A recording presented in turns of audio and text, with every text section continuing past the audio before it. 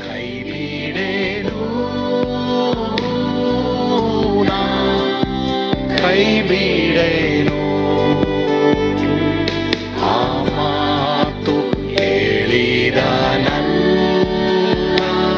ತಾ ಹೇಳಿದ ನಲ್ಲವೇ ನಾ ಕೈ ಬಿಡೇನು ನಾ ಕೈ ಬಿಡೇನು ಆ ಮಾತು ಹೇಳಿದ ತಾ ಹೇಳಿದ ನಲ್ಲವೇ.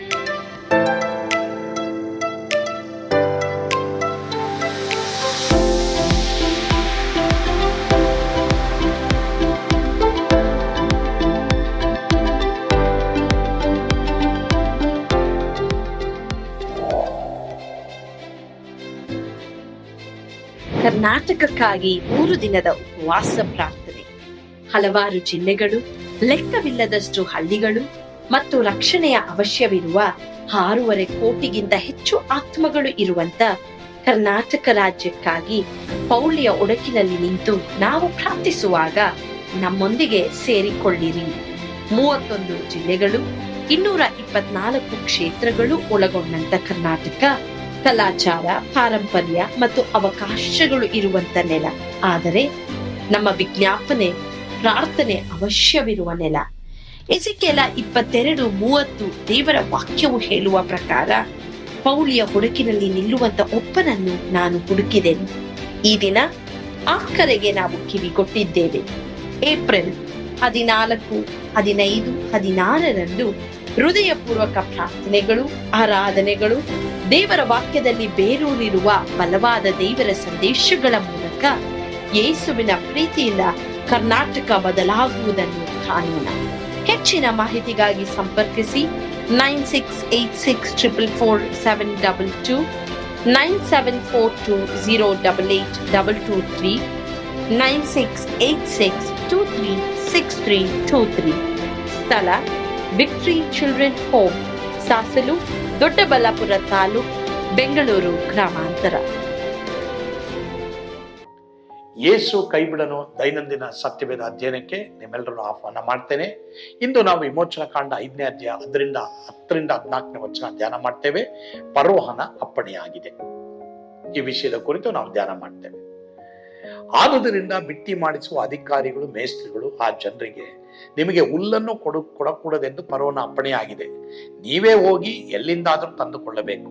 ಆದರೂ ನೀವು ಮಾಡಬೇಕಾದ ಕೆಲಸ ಸ್ವಲ್ಪವೂ ಕಡಿಮೆಯಾಗಕೂಡದು ಎಂದು ಹೇಳಿದರು. ಈಗಿರಲಾಗಿ ಜನರು ಐಗುಪ್ತ ದೇಶದಲ್ಲೆಲ್ಲ ತಿರುಗಿ ಹುಲ್ಲು ಸಿಕ್ಕದೆ ಕೂಳೆ ಕಿತ್ತು ಕೂಡಿಸಿದರು. ಬಿಟ್ಟಿ ಮಾಡಿಸುವವರು ನಿಮಗೆ ಹುಲ್ಲಿದ್ದ ಕಾಲದಲ್ಲಿ ಹೇಗೋ ಹಾಗೆ ಪ್ರತಿದಿನದ ಕೆಲಸವನ್ನು ಆಯಾ ದಿನದಲ್ಲೇ ಮುಗಿಸಬೇಕೆಂದು ಹೇಳಿ ಅವರನ್ನು ತ್ವರೆಪಡಿಸಿದರು. ಫರೋಹನ ಅಧಿಕಾರಿಗಳು ತಾವೇ ನೇಮಿಸಿದ ಇಸ್ರಾಯೇಲ್ ಮೇಸ್ತ್ರಿಗಳಿಗೆ, ನೀವು ಮುಂಚೆ ಈ ಇಟ್ಟಿಗೆಗಳ ಲೆಕ್ಕವನ್ನು ಒಪ್ಪಿಸಿದಂತೆ ನಿನ್ನೆ ಇವತ್ತು ಯಾಕೆ ಒಪ್ಪಿಸಿಲ್ಲ ಎಂದು ಹೇಳಿ ಅವರನ್ನು ಓಡಿಸಿದರು. ಈಗ ವಾಕ್ಯ ಓದುವಾಗಲೇ ನಮಗೆ ಅರ್ಥವಾಗುತ್ತಲ್ಲ, ಇಲ್ಲಿ ಇವರಿಗಿರುವಂತ ಒಂದು ಕಷ್ಟ, ವೇದನೆ ಜಾಸ್ತಿ ಆಗುತ್ತೆ.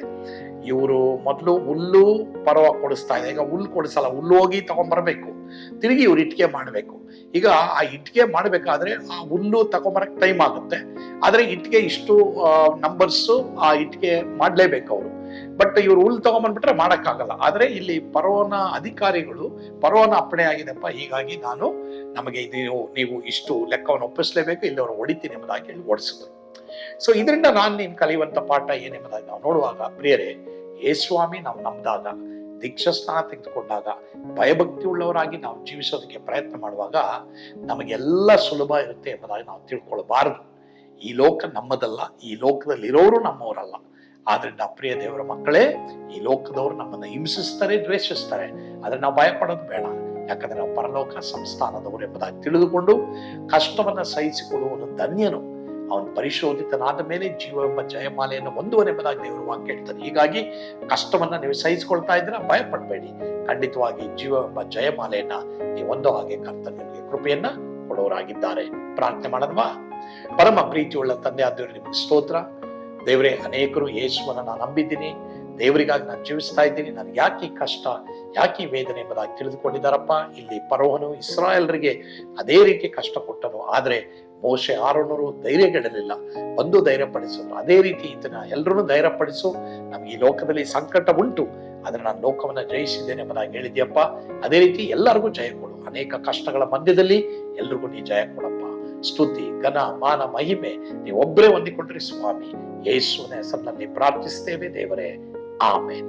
ಕರ್ತನು ತಾನೇ ನಿಮ್ಮೆಲ್ಲರನ್ನು ಆಶೀರ್ವಾದ ಮಾಡಲಿ. ಯೇಸು ನಿಮ್ಮನ್ನು ಕೈ ಬಿಡನು. ಆಮೇನ್. God bless you.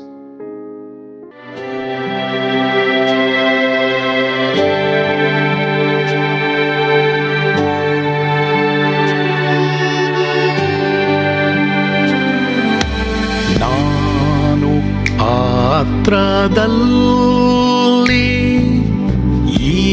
ಇರುವಾಗಲೂ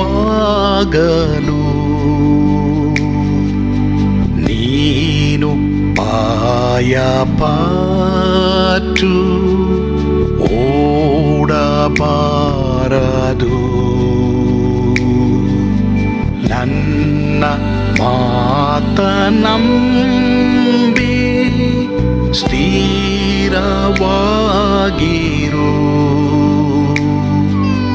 ನಿನ್ನ ಬಿಡಲಾರೆ,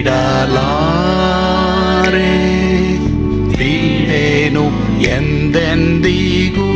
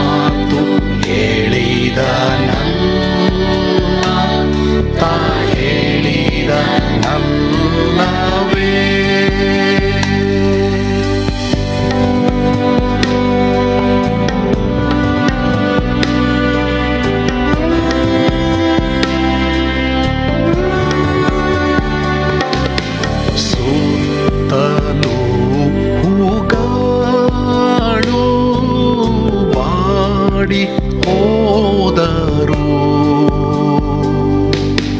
ಮೇಲೆ ಸ್ವರ್ಗದೋಳು ಬಾದಲಾಗದು.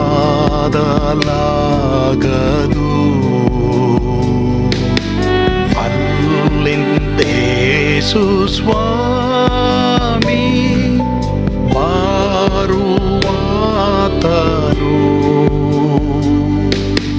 ನನ್ನ ಬಿಡಲಾರ, ನನ್ನನ್ನು ಕೈ ಬಿಡನು.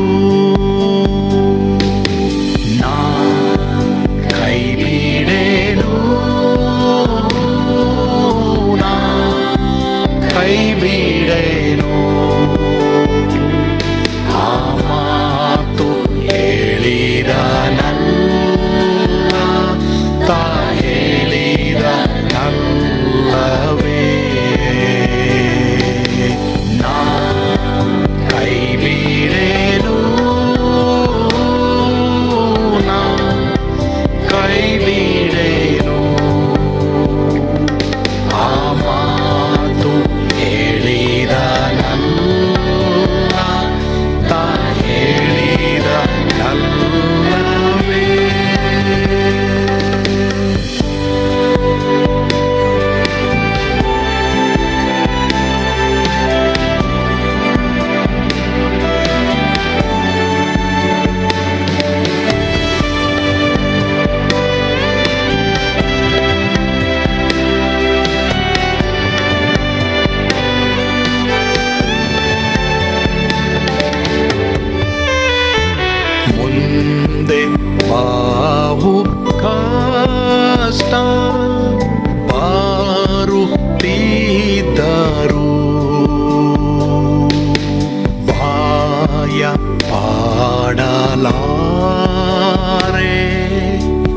ಸ್ವಾಮಿ ಇದ್ದಾನೆ. ಬಾಲವಾಗಿ ನಿಂತು ಹರ್ಷಗೊಳ್ಳುವೆ.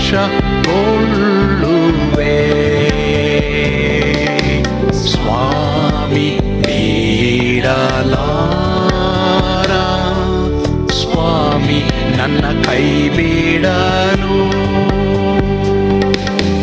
ನಾ ಕೈ ಬಿಡೇನು, ನಾ ಕೈ ಬಿಡೇನು. ಆ ಮಾತು ಹೇಳಿದನಲ್ಲ, ತಾ ಹೇಳಿದನಲ್ಲವೇ. ನಾ ಕೈ ಬಿಡೇನು, ನಾ ಕೈ ಬಿಡೇನು. ಆ ಮಾತು ಹೇಳಿದನಲ್ಲ, ತಾ ಹೇಳಿದನಲ್ಲವೇ. ತಾ ಹೇಳಿದನಲ್ಲವೇ.